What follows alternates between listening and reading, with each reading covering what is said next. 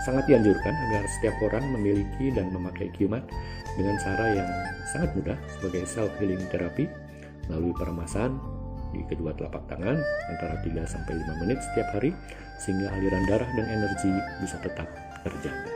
Salam sehat selalu.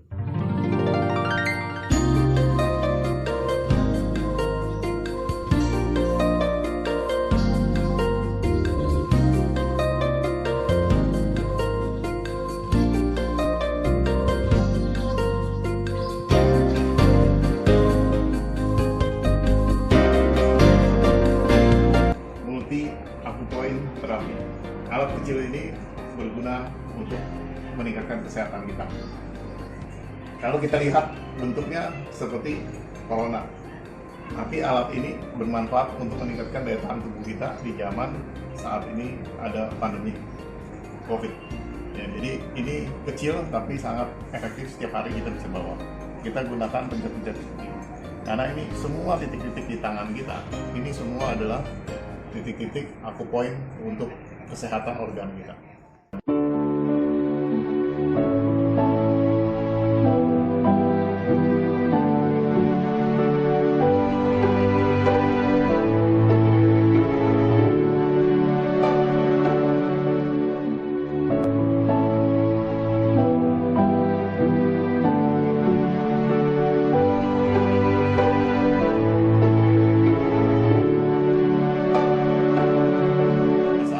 Pencet ini kita akan merangsang semua titik-titik kita ini untuk supaya sehat. Ya. Nah ini kita bisa pencet di sini. Ini kalau ada bagian sakit kepala kan di bagian ini sangat enak sekali. Ya.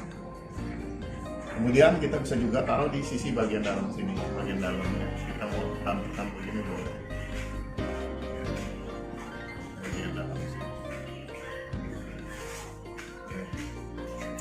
Ini akan enak sekali ya.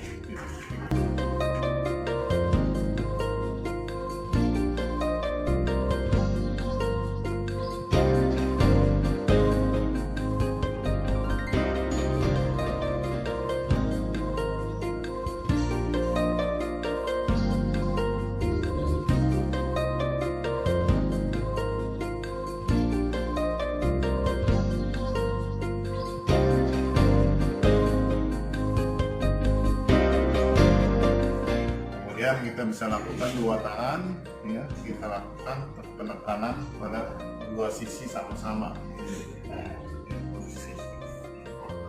Lakukan. Semua ini bisa kita lakukan. Kemudian kita bisa lakukan seperti ini. Ya, kita ini. Dan tangan akan terasa gatal. Berarti energi itu mengalir dengan lancar. Yang pasti tangan kita langsung menjadi hangat, Ya, kira-kira itu manfaat alat kecil ini. Kapan saja kita bisa kantongi dan dibawa saat kita bisa lakukan terapi untuk kesehatan organ kita dan melancarkan meridian. Akan lancar, akan lancar, pasti kita sehat. Terima kasih. Oke, itu dengan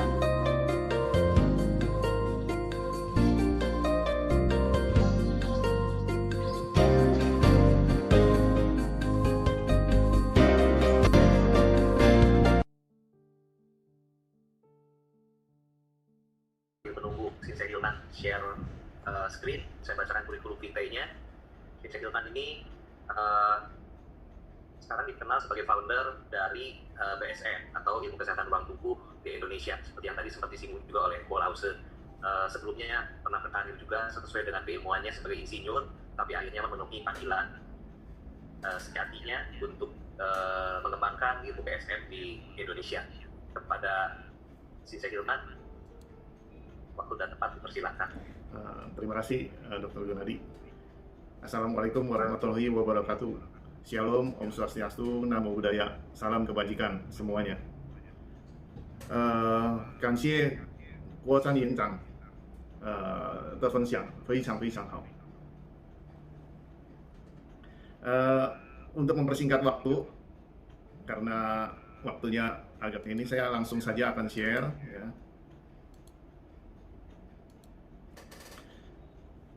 Jadi di dalam body space medicine tadi sudah banyak sekali dijelaskan oleh Guru Kuo ya, sangat luar biasa yang telah membawakan secara simpel dan praktis untuk penanganan kanker.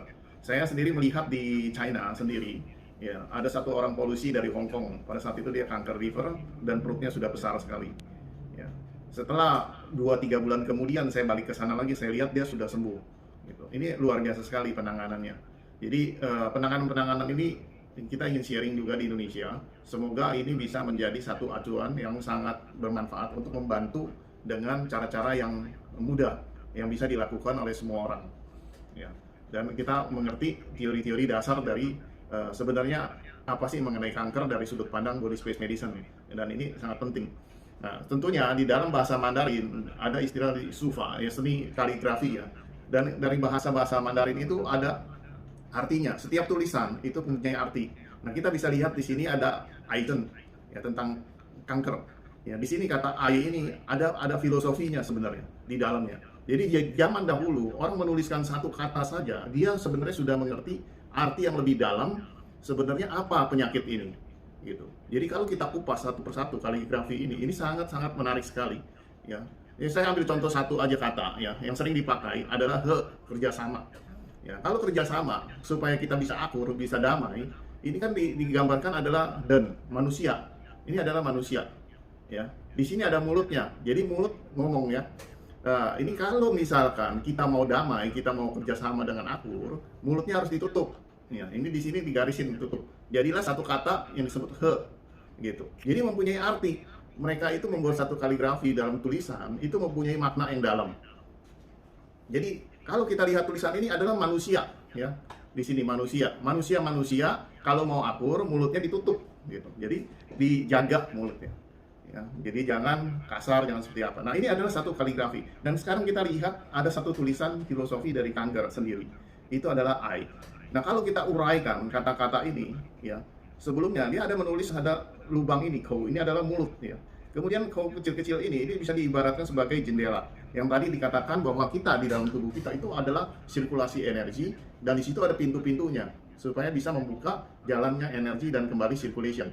Nah, kalau pintu-pintunya tertutup, maka ini akan jadi masalah. Kemudian kalau digabung ketiga-tiga kou ini, maka menjadi makanan yang tidak terjaga.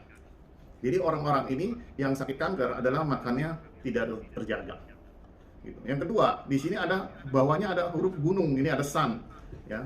Sun ini mengibaratkan adalah satu tekanan dalam hidup, dalam stres yang tinggi, yang tidak bisa lepas dari satu kondisi apapun, ya, sehingga membuat dirinya tertekan luar biasa. Jadi ada tulisan di sini ada gunungnya, ya.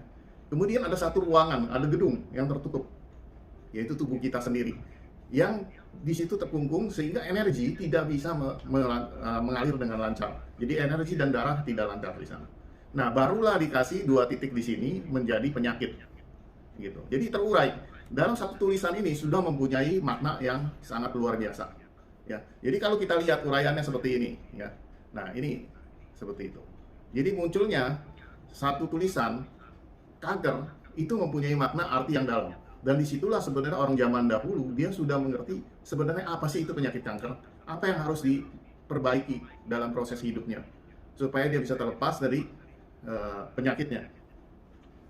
Nah, teori revolusioner dari kanker adalah peran dan fungsi cairan dalam tubuh adalah faktor keseimbangan cairan. Karena di TCM pun tradisional Chinese medicine mengatakan bahwa adanya stagnasi dahak, ya, dahak yang kental yang tidak bisa ngalir, gitu. Nah, fungsi cairan kita kalau di dalam tubuh kita itu kental sekali, ya, darah kita kental semua, akan terjadi satu kemacetan materi dan energi. Nah, ini adalah fungsi dari keseimbangan cairan. Makanya di dalam konvensional pun sebaiknya tidak memakan gula, ya, tidak terlalu banyak makan garam, agar darah kita jangan kental. Tidak makan misalkan lada putih bisa mengentalkan darah. Jadi kulit kacang juga. Jadi ada bagian-bagian tertentu yang makanan yang sebaiknya kita kurangi atau kita hindari, ya. Dan inilah membantu peran dari fungsi cairan dalam tubuh kita. Ini yang harus diperhatikan. Pasien kanker memiliki cairan kental. Rata-rata semua darahnya kental. Maka dia bisa terjadi penyakit kanker ini.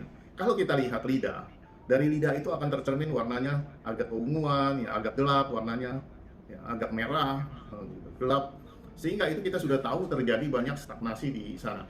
Ya. Jadi pasien kanker memiliki cairan kental, berat di luar sel dan terhambat di pembuluh darah. Sehingga itu membuat jadi masalah penyakit. Memang dalam teori konvensional dikatakan juga zat-zat kimia karsinogen bisa memicu sel menjadi aktif, ya memancarkan energi padat dan tekanan sekitar sel. Kenapa? Karena zat karsinogen sendiri dia akan membuat si sel ini itu bergeraknya aktif. Kalau sel kita bergerak aktif, berarti dia memancarkan energi dalam jumlah besar, gitu. Nah, energi yang dipancarkan dalam jumlah besar ibaratnya seperti langit mendung, tiba-tiba hujan mendadak. Ya, maka akan memenuhi semua saluran-saluran yang ada sehingga terjadilah banjir. Dan ini adalah disebut ke energi yang padat sehingga menimbulkan tekanan di sekitar si sel ini.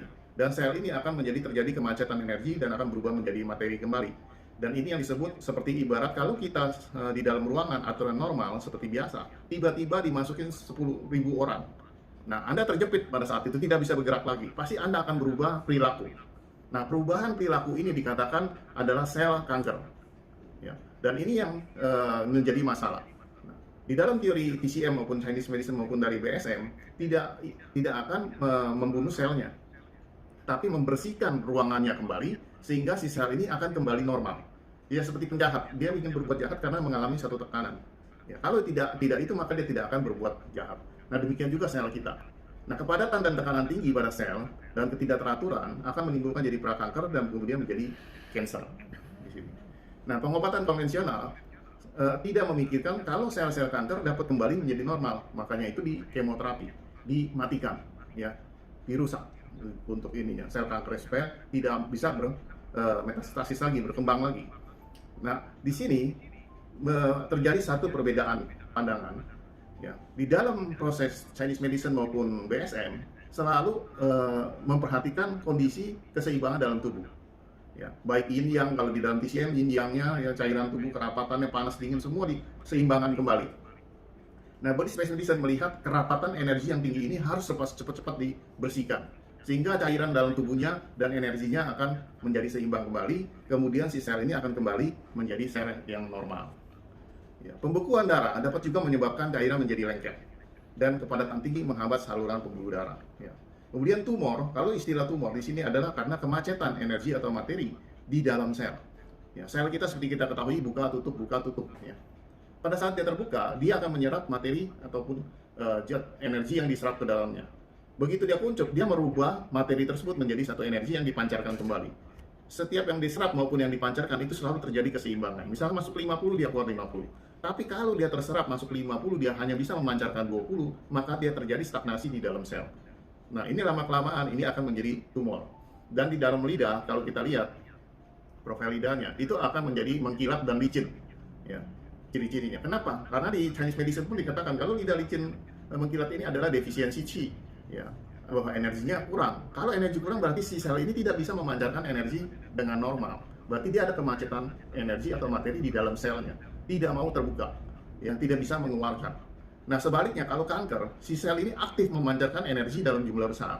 Yang seperti tadi dikatakan bahwa mendung tebal tiba-tiba hujan. Nah, seperti itu sel ini bergerak begitu kuat memancarkan bersama-sama sehingga memenuhi semua ruangan selnya dan tidak dapat jalan dengan lancar. Maka terjadilah kepadatan dari materi dan energi di luar sel itu. Nah, sel-sel tersebut akan berubah perilaku dan menjadi ganas. Nah, bagaimana penyembuhannya? Hanya dua kata sebenarnya. Dua kata ini adalah kita mengatur keseimbangan cairan atau materi di tubuh kita. Dan ini yang harus diperhatikan terus, ya, dengan macam-macam metode. Tadi sudah disebutkan oleh Guru Ko, ya, bahwa teknik macam sekali, banyak sekali kita bisa gunakan untuk memanipulasi energi di tubuh kita. Nah, setiap proses di dalam tubuh kita, materi akan berubah menjadi energi. Seperti dalam hukum Einstein, dikatakan bahwa energi adalah massa dikalikan kuantum, ya, kecepatan cahaya pangkat 2. Jadi satu energi tidak terlihat, tapi sebenarnya dia mengandung materi, ya, zat padat. Karena saking tepatnya dia bergerak, maka dia berubah menjadi energi dan tidak terlihat. Tapi kalau dia sudah melambat kembali, maka materi itu akan terbentuk kembali. Inilah di teori kuantum kalau kita lihat seperti ini. Atau kalau kita lihat dari cairan, dia berubah menjadi uap. Ya, cairan itu berubah dari uap. Tadi sudah dijelasin bahwa kayak seperti hukum alam semesta ini. Ya, begitu dia naik ke atas, ya, uap air naik ke atas menjadi uap, kemudian dia turun lagi dalam bentuk cairan pada saat hujan. Terjadilah siklus itu terus-menerus. Ya, di tubuh kita itu pun terjadi. Ya, bahwa di bagian siang kita adalah bumi, di bagian atas sangkiau kita adalah langit. Ya, begitu kepadatan di atas tadi penuh dengan energi, tidak bisa turun, maka kepala kita menjadi sakit kepala, dan gangguan-gangguan di atas. Ya. Maka dari itu tadi ada teknik untuk terapi di bagian membersihkan paru-paru. Nah, kita bisa lihat dari beberapa foto lidah, ya, ini terlihat sekali. Ya. Ini adalah bagian liver, ya. Kita bisa lihat liver. Ini adalah kanker bagian liver. Di sini juga ada paru-paru, ya, kanker paru-paru terjadi. Ya, pertumbuhan abnormal di dalam kanker kita bisa lihat. Dan ini kanker rahim. Ya. Jadi ada beberapa yang sudah di kemo dia akan berubah menjadi mengkilat seperti ini. Ya. Nah, ini ada beberapa kasus, ya, kanker payudara, kemudian dilakukan terapi. Setiap terapi terjadi perubahan, kita bisa lihat dari lidahnya. Ya, ini kita bisa lihat satu perubahan ini satu rangkaian, ya, tanggal 13 bulan 9, ya, tanggal 14 bulan 9, kemudian tanggal 15, tanggal 24 bulan 9. Kita bisa lihat lidahnya menuju membaik. Ya. Ini dari sini terjadi keseimbangan. Kalau kita lihat dengan lidah seperti ini, lapisan yang tebal, ya, ini terjadilah kemacetan energi di luar sel. Ya, gitu. Sebaliknya pada saat seperti ini terjadilah energi macet di dalam selnya. Ya. Dan ini juga ada kanker rahim, ya, kita bisa lihat, ya, sebelum kemoterapi seperti ini. Setelah kemo maka terlihatlah warna lidahnya licin sekali. Ya, kalau kita setelah lihat lidah seperti ini pasti tubuhnya sakit sekali, merah. Ya. Berarti peredaran darahnya tidak lancar. Ya, begitu kita sentuh saja dia kesakitan.